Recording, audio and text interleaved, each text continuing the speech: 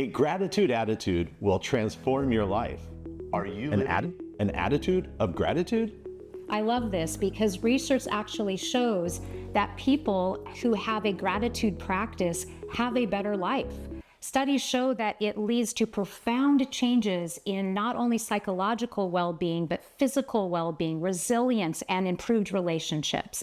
So imagine, like the studies say, that people who practice gratitude have higher levels of positive emotion. So imagine experiencing more joy, enthusiasm, positivity. Who wouldn't want that?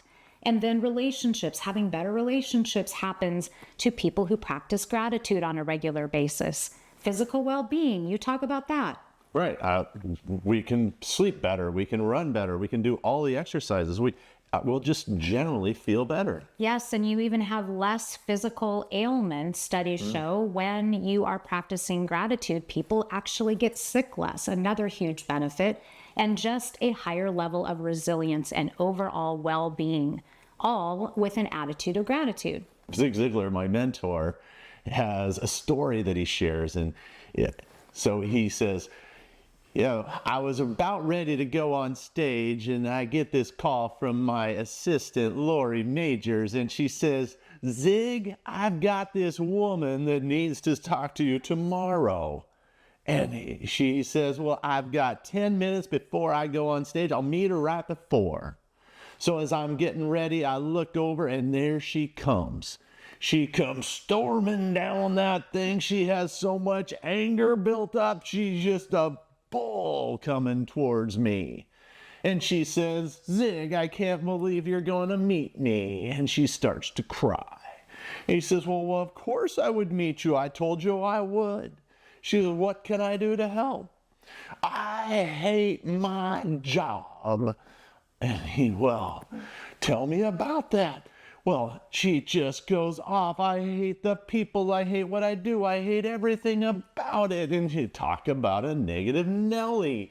She just didn't have anything. And she started pointing about everybody else, but not looking at inside of herself what the true problems were. And I told her that I am no psychologist. I've worked with psychiatrists, psychologists, and ministers, but I'm not one. But I'll give you a piece of advice. Well, what is that? Your life is about to get way worse than it ever has been. What? What do you mean? Well, they are about ready to fire you because of your attitude. Well, no, I'm the best employee they have. They should all be fired. You are in denial, and that is not a river in Africa. So I have a suggestion for you. Well, what? I'll do anything. Are you sure you'll do anything to solve the problem? Of course I will.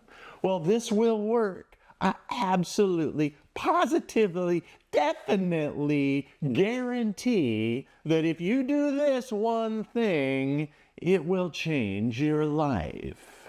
I'll do it. Pull out a piece of paper. And on the top, write gratitude. And then write down what you love about your job. Well, I hate my job. The people are miserable. It's terrible. I said, write down what you love about your job. Well, I don't like anything. Well, do you go to work for free or do they give you a paycheck? Well, of course, I would never work for free. Well, then write down they give me a paycheck. That is an example of a gratitude letter. Every time you feel like you're down in the dumps, write down what you love about your job. That's great. That's a great impression of the great Zig Ziglar. Thank you so much. And it's so true that this woman, as she began to look at gratitude in her life, she was able to reframe what she had that were positive things that she could actually be grateful for. So how about you? What are you grateful for in your life? This is a great practice. So take out that piece of paper, write the word gratitude at the top, and see if you can think of 10 things or more that you're grateful for? Right. And if you don't take this first step, as Zig says, you'll never take step 2. So it's important to grab that piece of paper and do it. Well, if you're driving right now, probably not the best time, but just make sure you do that and take his advice and start with, what are you grateful for today? I like that a lot. So what is number 2? Number 2, he never gets into that. No. Well, we've got a number 2. We do, but We've got a number 2, and that is that check your attitude. And this is something we post about quite a lot, because you can get caught up in the negativity of what's going on in your life.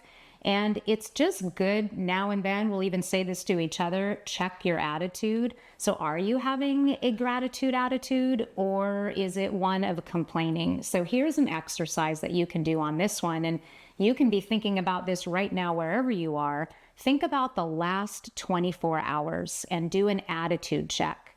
What were you thinking and saying, spending time on over the last 24 hours?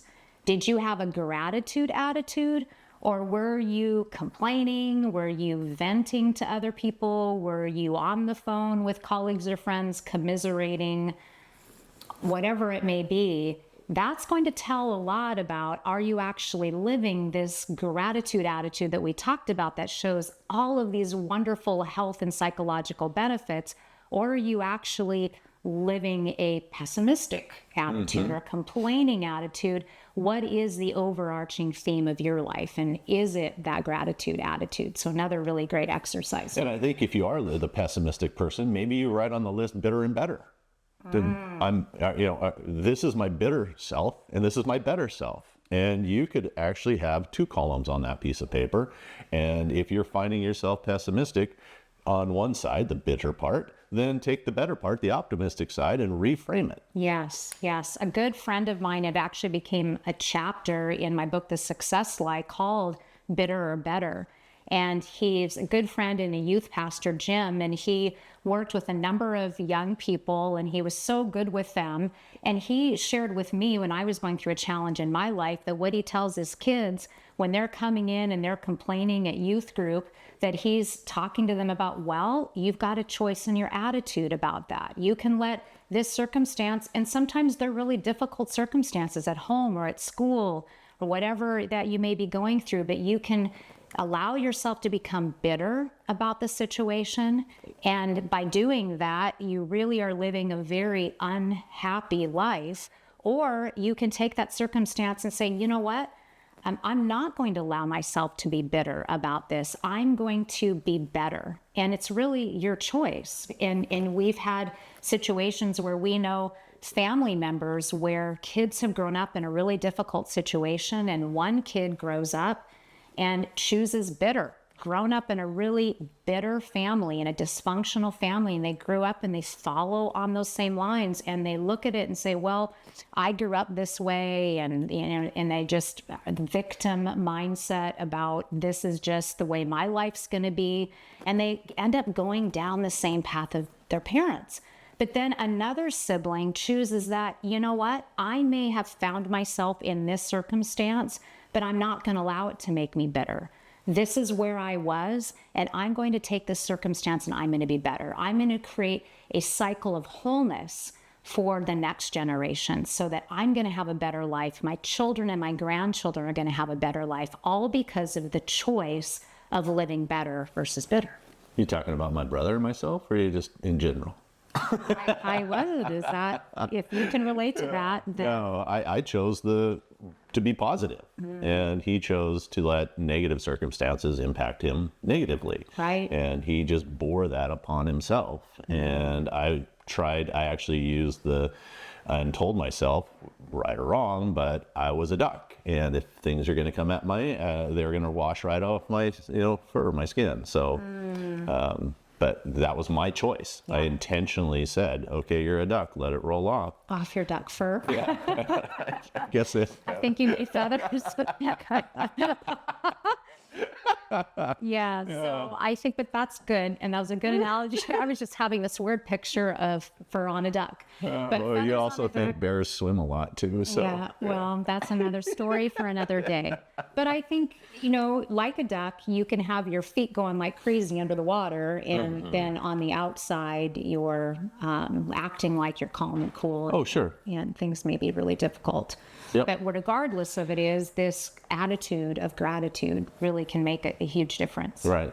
And then the third thing you do, and you do, I don't do very well, is journal. And one of the people that I just spoke with today felt that tying both of those together, he had a partner who didn't really know how to journal, express his feelings, and or deal with challenge. And the first challenge that came into his life literally took him down because it was a health challenge, and he didn't know how to grind through it. And the person I talked to was able to journal and journaled through all of his health challenges, and he had monumental health challenges. And so a small virus took down somebody that wasn't able to journal, and on the flip side, journaling saved another person's life. And really choosing through journaling an optimistic perspective and this gratitude attitude. Yeah, so important. Now, this is a really helpful thing to be doing, and I encourage you, if you don't, to first of all be having a morning success ritual. You already have a success ritual. What are you doing? Is it something that's setting you up for a day of success, or are you setting you up not for your best day? So having that morning success ritual makes a huge difference, and part of that is having a gratitude practice as part of that. So every single day, as you start your day, and it's a perfect thing to do first thing in the morning, because you may wake out of bed not feeling so good about the day, really dreading something that's a meeting that you have, or interaction with a family member that you need to have, or whatever it may be. You may get out of bed and not be feeling gratitude. But you know what? It's an incredible change of mindset when you sit down and do that gratitude practice. And there's some days, as we talked about bitter or better, there's some days where you're walking through bitterness. You're walking through a really difficult, dark valley, and it feels like it's impossible to find the good. But you can find the good. And if you take that time to do that, it makes such a difference. So what are those 3 to 5 things every single morning? You can come up with those. Maybe it's just your cup of coffee, and that is something that you're grateful for in the morning. Maybe it's the sunshine outside. Maybe the circumstances of your life are really difficult, but you can be grateful that the sun is shining today. Anything like that can make a difference, and it's going to be harder. There's a great quote from my book that I just want to read to you, because I thought it's so awesome about how it shows the perspective of how we can even take those situations where we feel like everything's going wrong and life is just not going our way. And here's a great quote to put it into perspective. So let's face it, right? We're human, we're prone to be negative, so it's important to check ourselves from time to time and self-correct as needed. So consider this. If you have food in your fridge and clothes on your back, a roof over your head, and a place to sleep, you are richer than 75% of the world. If you have money in the bank, your wallet, and some spare change, you're among the top 8% of the world's wealthy. If you woke up this morning with more health than illness, you are more blessed than 1 million people who will not survive the week. If you have never experienced the danger of battle, the agony of imprisonment or torture, or the horrible pangs of starvation, you are luckier than 500 million people alive and suffering. If you can read this message, you are more fortunate than 3 billion people in this world who cannot read it at all. And the author is unknown, but I just think that is so powerful. It brought emotions even as I was reading it. Right. You choose to live gratefully, no matter what. Right. And if you need the reminders, there's some right there. There's 4 or 5 right there. And, we really we take it for granted oftentimes. And so stopping and doing that. And, that reminds me that, if I have a bad day, I try to think of the things that I'm grateful for at night before I go to bed. Another great time to Because do it. I think it helps sleep. Right. And it's proven, but for me personally, if I can just go and try and get rid of all the negativity of the day and go, you know what? Hey, look, we have a house, it's warm, and I have this blanket to pull over me, whatever it is Bed for to the sleep day. in. Yeah. And so doing it at night is another thing. So Right. It doesn't matter when you do it. It's just the practice of having this journaling exercise, or even if you're not journaling, to being able to say it out loud. We have a client of ours who actually has a gratitude journal that she has by her bed, and she does a gratitude practice every morning. And she has another gratitude journal that she keeps in her desk at work. And when she's going through a difficult day at work or has a difficult meeting with the client, she'll take 10 minutes, close her door, and she'll pull out that gratitude journal, and she'll do it then. And I thought, wow, that's most impressive. And she said it's really helped change her mindset. And she had a number of health issues and different things where it was a constant battle to choose gratitude and to choose joy. And it worked. It worked for her. So just like studies show, people who have a gratitude practice have a better life in a number of different ways. wow, you could have 3 journals, one for morning, one at your desk at work, and one for night. And you could have one by your bed or 2 by your bed, I guess. Right. And just, that'd be great. What a great way to start, and just keep on the gratitude train, I Right, guess. for sure, because we all want to have the attitude of gratitude, the gratitude attitude. The gratitude attitude will transform your life.